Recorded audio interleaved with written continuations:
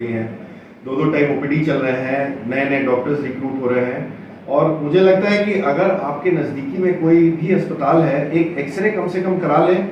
शुरुआत में छोटी मोटी चोट खराचों का तो खैर ठीक है, मगर अगर आप देख रहे हैं कि हाथ फूला हुआ है और सही तरीके से इलाज नहीं हो रहा है, तो आप फिर ध्यान रखें कि आप नज़दीकी अस्पताल में जाएं और उस पर आप एक एक्सरे तो कम से कम करा के ज़रूर देख लें। एक हल्का फुल्का बैंडेज बनाएं और इस तरीके के पद्धति को समझें आप कि पढ़ाई लिखाई का कुछ तो महत्व होना चाहिए। बाहर से लोग आ रहे हैं, बिहार में युवा डॉक्टर्स आ रहे हैं, उन पर भरोसा करें और ये झोला छाप प्रैक्टिसों से बचें। सर, एक और खास बात आपसे जानकारी लेना चाहूँगा कि आमतौर पर सर देखा जाता है लोग किसी का पैर फ्रैक्चर हो गया तो लोग के अंदर मेंटेलिटी होता है मुझे अब गवर्नमेंट जॉब नहीं हो पाएगा, दिखते यानी कि गाड़ी चलाने में, वाहन चलाने में, साइकिल चलाने में। इस नए टेक्नोलॉजी के अनुसार क्या आपके यहाँ कोई विशेष इसको बेहतर सर्जरी हो कि मैंने जिसको स्टील लग रहा हो, किसी प्रकार का दिक्कत ना हो, आपके पास वो व्यवस्था है या नहीं? मैं आपको इससे अवगत कराना चाहूँगा। ऑर्थोपेडिक्स तो एक ब्रांच है मेडिसिन का, उसके अंदर एक आधुनिकीकरण हुआ है आर्थ्रोस्कोपी। आर्थ्रो मतलब कि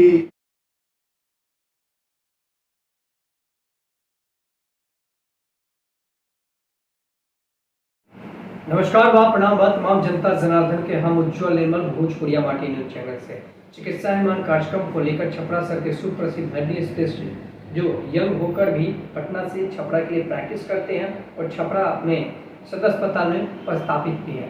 डॉक्टर अभिजीत जायसवाल से मैं बातचीत करने जा रहा हूँ जो कि हड्डी स्पेशलिस्ट बेहतर कार्य कर रहे हैं छपरा के लिए, जो छपरा के गंगा सिंह के पास में ही बैठते हैं। सर स्वागत है सर चिकित्सा हिमान कार्यक्रम में। सर आपने कहाँ से पढ़ाई लिखाई किया और कितने दिन से सर प्रैक्टिस कर रहे हैं छपरा शहर में, क्या परिचय है सर हमारे दर्शकों से? नमस्कार जी, बहुत बहुत धन्यवाद आपका इस मेरा इंटरव्यू करने के लिए। मेरा नाम डॉक्टर अभिजीत जायसवाल है और मैं पिछले 2 सालों से छपरा में सदर अस्पताल में कार्यरत हूँ और मैं एक हड्डी रोग चिकित्सक हूँ, विशेषज्ञ हूँ। मैंने MBBS MS ortho DNB ortho complete किया है और साथ में मेरी ट्रेनिंग फेलोशिप आर्थ्रोस्कोपी में और आर्थ्रोप्लास्टी में भी है, कूल्हा प्रत्यारोपण, घुटना प्रत्यारोपण। मेरी शुरू की पढ़ाई बेंगलोर से हुई है और उसके बाद कुछ सालों तक मैं इंदौर में था। समझिए काफ़ी भारतवर्ष का भ्रमण किया है मैंने, काफ़ी सारे स्टेट्स में, मध्य प्रदेश, महाराष्ट्र, कर्नाटका, इन सब जगहों पे मेरी ट्रेनिंग हुई है, पढ़ाई लिखाई हुई है। और फाइनली नानावती हॉस्पिटल से मुंबई से मैं 2019 में लौटा हूँ पटना में और पॉपुलर ऑर्थोपेडिक अस्पताल है पटना में, जहाँ पे मैं सारी सर्जरीज करता हूँ और कुछ समय ज़्यादा समय छपरा में भी रहता हूँ सदर अस्पताल में। और मुझे ऐसा लगता है कि ऑर्थोपेडिक्स एक शरीर के, एक हमारे शरीर में 206 हड्डियाँ हैं और जिस तरीके का आजकल मैं देखता हूँ रहना सहना जीना, मतलब लोग हैं, बच्चे बूढ़े, सबको हड्डियों का कुछ ना कुछ प्रॉब्लम आपका रहता है। अब जैसे बच्चा है पलंग से गिर गया, सीढ़ी से फिसल गया, बूढ़ी औरतें हैं सीढ़ी चढ़ना उतरना, जैसे हमारे बिहार के पूरे इंडिया में आप देखिएगा लोग चुकू मुकू बैठते हैं, टॉयलेट्स इंडियन टाइप के हैं, तो घुटनों में दर्द होना, इस तरीके का बहुत सारी प्रॉब्लम्स हैं, विटामिन D का कमी होना।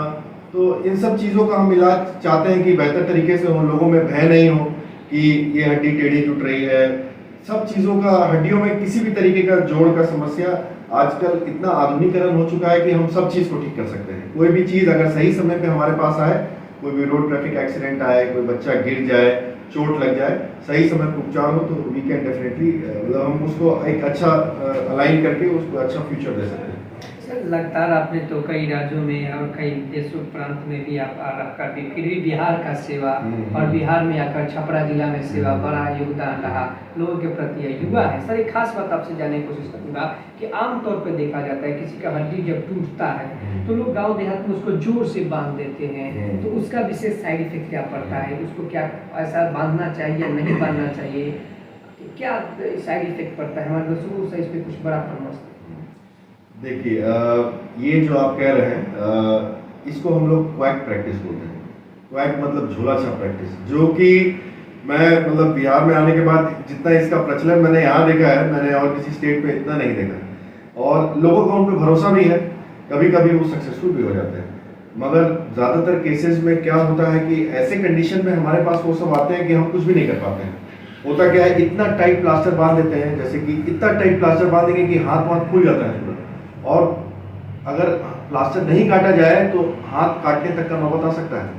लेप लगाते हैं, गर्म पानी से सेक देते हैं जिसकी वजह से पस बन जाता है हाथ में। इन्फेक्शन हो जाता है, सीवियर ऑस्टियोमाइलाइटिस हो जाता है, उसका स्किन खराब हो जाती है, ब्लड सर्कुलेशन रुक जाता है, जिसको कंपार्टमेंट सिंड्रोम बोलते हैं। हमें पूरा हाथ खोलना पड़ता है प्रेशर रिलीज करने के लिए।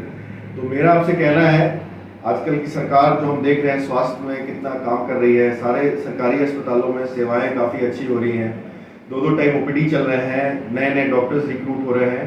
और मुझे लगता है कि अगर आपके नज़दीकी में कोई भी अस्पताल है, एक एक्सरे कम से कम करा लें। शुरुआत में छोटी मोटी चोट खराशों का तो खैर ठीक है, मगर अगर आप देख रहे हैं कि हाथ फूला हुआ है और सही तरीके से इलाज नहीं हो रहा है, तो आप फिर ध्यान रखें कि आप नज़दीकी अस्पताल में जाएं और उसमें आप एक एक्सरे तो कम से कम करा के ज़रूर देख लें।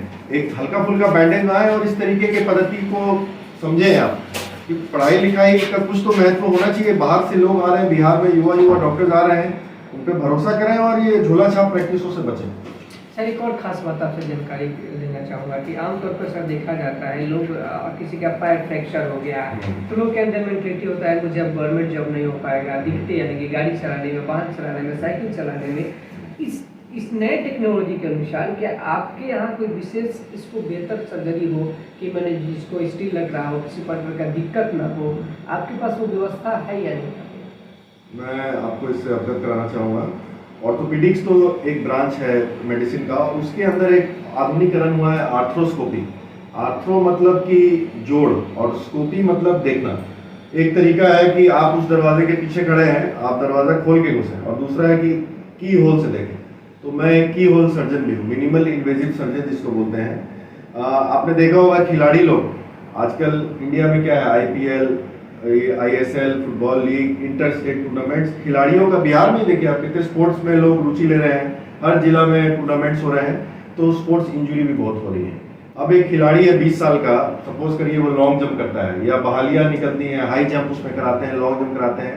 लैंडिंग के दौरान वो जब लैंड किया उसका पैर अचानक से ट्विस्ट हो गया, तब क्या होगा, वो दोबारा दौड़ नहीं पाएगा। उसमें हम लोग एक जो रस्सी होती है, लिगामेंट बोलते हैं, वो फट जाता है। तो हम लोग उसको दूरबीन पद्धति से पूरा सही एकदम ऐसा उसको बढ़िया बनाते हैं, स्थायित्व प्रदान करते हैं ताकि जोड़ आपका सुचारू रूप से एकदम काम करे, और 8 महीने में उसको दोबारा फील्ड में उतार देते हैं। अब उसका जरिया ही है रोजी रोटी, उससे वो कमाता है, तो उसका करियर कैसे बर्बाद करे। तो ये सब आधुनिकरण आर्थ्रोस्कोपी बिहार में नया आया है, मैं करता हूँ, और बिहार में बहुत सारे अच्छे अस्पताल पटना में हैं जहाँ पे ये इस तरीके का अब लोग कर रहे हैं।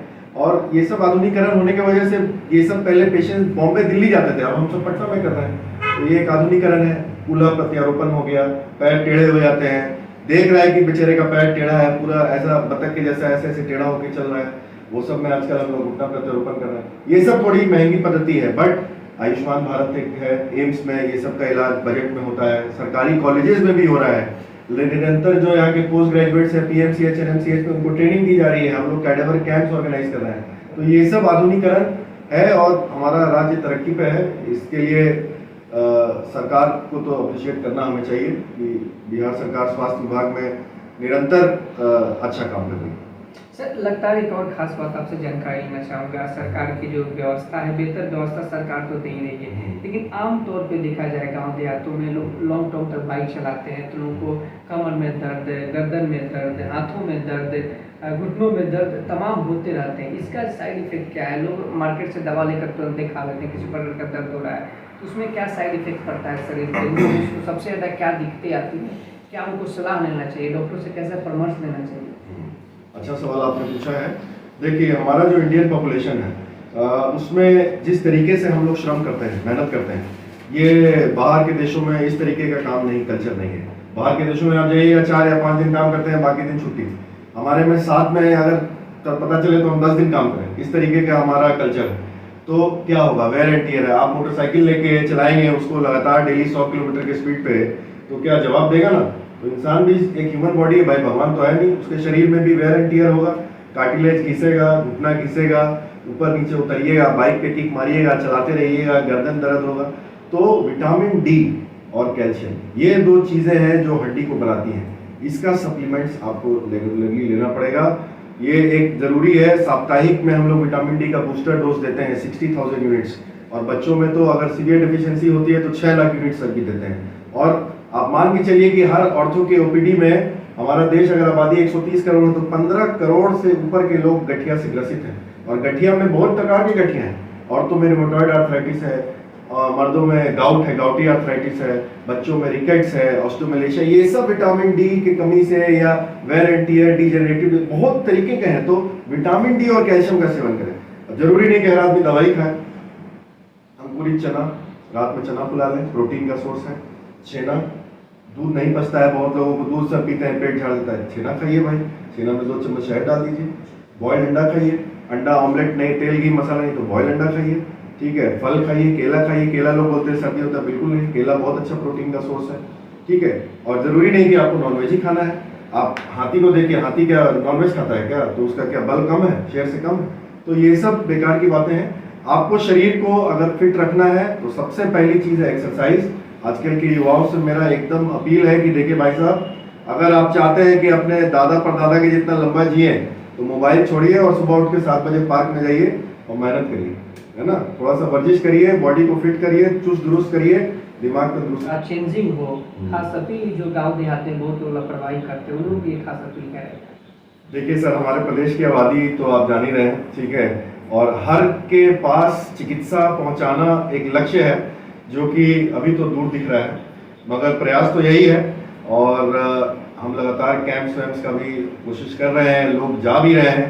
और अगर आपको किसी भी, आजकल तो सोशल मीडिया भी माध्यम है, गांव-गांव तक मोबाइल इंटरनेट चल रहा है, तो मुझे नहीं लगता है कि कोई भी किसी तरीके से पीछे या कहीं पड़ रहा है।